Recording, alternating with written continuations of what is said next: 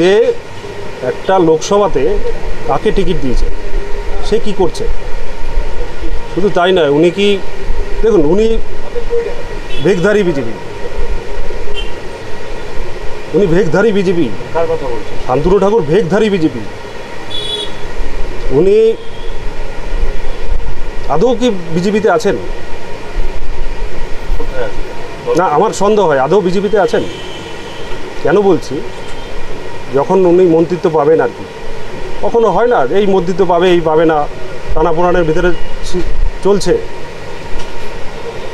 উনি তখন তৃণমূলের একজনের সাথে বসেছিলেন,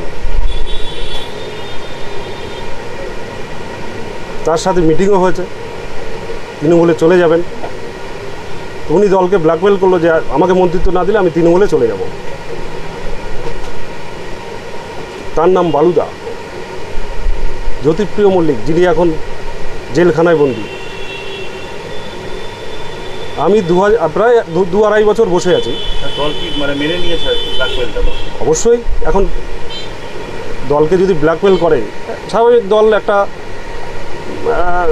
এমপিকে হারাতে চায় না। এবং শুধু তাই নয়, ওনাকে রাজ্যের কোনো পদাধিকার যদি ডাকে আর কি, সেখানে উনি যাবেন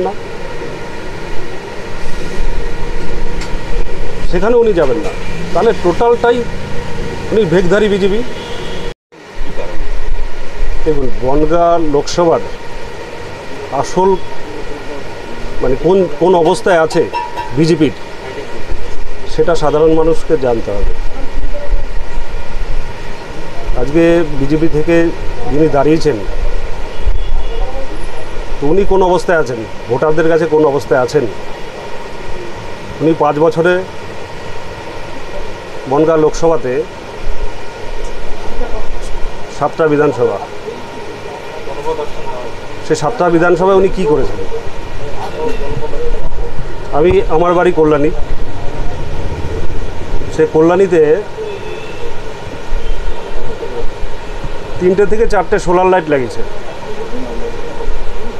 তাহলে এই এক একটা বিধানসভায় ধরুন প্রায় 4.5 কোটি টাকা করে পায়, তো সে টাকা কোথায় গেল? আবার বন্ধ করে দেওয়ার পরে আশেপাশে ভিক্ষা করে ঠাকুর বাড়িতে রান্না করে খেয়েছে। কোথা থেকে এসেছে? কোনো একটা রাজ্য থেকে এসেছিল, ঠিক আছে। তারপরে তাদেরকে সেন্ট্রালেও হয়তো উনি বলেন 2টো স্পেশাল বাস দেয় কিংবা ট্রেন দেয়, এরকম কিছু হবে। বাসেই হয়তো দিয়েছিল, তো তখন তাদেরকে ওই বাসে করে পাঠিয়ে দেওয়া হলো। তাই দেখুন, পয়েন্ট হলো কোথায়। উনি নিজেকে বড় মতুয়া বলে, উনি নিজেকে সংঘাতী বলে, ওনাকে মতুয়া ভাই বোনরা প্রণাম করে। দেখুন, নরেন্দ্র মোদীকে প্রণাম করলে নরেন্দ্র মোদী মাথা ঝুঁকে প্রণাম করে। ওনাকে দেখবেন, ওনাকে যদি মতুয়া ভাই বোনেরা প্রণাম করে, কোনো সাধারণ ভোটারদের কাছে কি আবেদন করবেন? সাধারণ ভোটারদের কাছে এটাই আবেদন করব, 9 নম্বর বোতাম সেতার চিহ্নে ভোট দিয়ে আমাকে পার্লামেন্টে পাঠান। আপনাদের পায়ে থাকবো আমি। No answer. কেউ আমার আত্মসহায়ক ছিল না, আমার আত্মসহায়ক আমার সঙ্গে আছে, এর কোনো অ্যান্সার দেবে না। চিনিই না একে। বলে রাখি, তার নামে এফআইআর করা হয়েছে কল্যাণী থানায়, যেহেতু ওই চিটিংবাজি কথা বলে বেড়াচ্ছে। ও বিশ্বজিৎ দাসের আত্মসহায়ক, ও কোনোদিন বিজেপি করেনি। ও একটা ফেরেববাজ, চিটিংবাজ, সারা দুনিয়ার লোকের কাছে টাকা পাবে। 2.5 বছর পালিয়েছিল কল্যাণী শহর থেকে। বিশ্বজিৎ দাস তাকে এনে তাকে নির্দলে দাঁড় করিয়েছে, এবং আজ থেকে 3 দিন আগে তার নামে এফআইআর করা হয়েছে, যেহেতু কালিমালিপ্ত করছে বিজেপিকে। গতকালও অ্যাডিশনাল এসপি নদিয়ার সাথে আমার কথা হয়েছে, তাকে বলে দিয়েছি অ্যারেস্ট না করলে যতদূর পৌঁছতে হয় ততদূর পৌঁছাবো, যেহেতু বিশ্বজিৎ দাস তাকে নিজে প্রজেক্ট করেছে। যেমন হাড়ি তেমন সরা, যেমন চোর তেমন এক চিটিংবাজ পয়দা করে এনেছে। আর এইসব চোর চিটিংবাজ সব একদিকে, কোনো সমস্যা নেই, এটা চোর চিটিংবাজ, এ সবাই চেনে এদের। এরা 2.5 বছর পালিয়েছিল পুরুলিয়াতে। এই কল্যাণ সরকার বলে যে ছেলেটি, তাকে লোকে খুঁজে বেড়াচ্ছে। নিজে বাঁচার তাগিদে বিশ্বজিৎ দাস তার সাথে এক হয়ে তাকে টিকিট দিয়ে দাঁড় করিয়েছে, যে কটা দিন যেন মানুষের পিটানির হাত থেকে বাঁচে। তাই মিটে যাওয়ার পরে কাউকে চিনতে পারে না।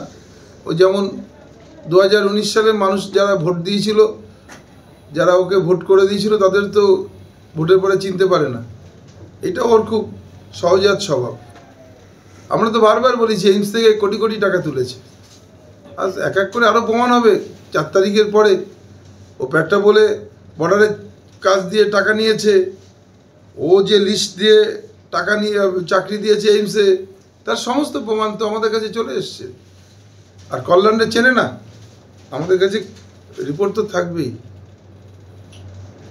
এই তো একসঙ্গে বসে রয়েছে, ওর বাড়িতে গিয়েছে, আমাদের কল্যাণীতে লোক নেই, খাওয়া দাওয়া করেছে দিনের পর দিন ওই বাড়িতে। ওর পার্সোনাল সেক্রেটারি ছিল, তোলা তুলেছে, আজকে ভুলে গেল। কল্যাণ বিজেপি করতো না তো করতো, আমি তো আর চিনবো না ওদের। কল্যাণী তো না, আমি তো বনগাঁর ছেলে। দেবদাস মণ্ডল বলছেন যে এটা তৃণমূলের ইন্ধন পেয়ে তৃণমূল থেকে, মানে তৃণমূলের পক্ষেই ওকে দাঁড় করানো হয়েছে, তৃণমূলের পক্ষ থেকে বিশ্বজিৎ ওকে ভোটে দাঁড় করিয়েছে। এটা আমি এখনো চিনি না তো। দেবদাস চিনতে পারে, দেবদাস বলতেই পারে, কেননা তুলাবাজরা ও একে চিনবে না। কেন? ও এক তুলাবাজ, ও তুলাবাজদের চিনবে। ও সিপিএম এর হার মারছিল, তখন এর বাড়ি জমি দখল করেছে। ও তো কম কিছু খায়নি। 2011 সালে আমার কাছে এসে হাতে পায়ে ধরেছিল, বউ বাচ্চা নিয়ে এসে, যে প্রাণ ভিক্ষা চেয়েছিল। না দিলে তো ওর কুকুর শিয়ালে ছিঁড়ে খেত 2011 সালে।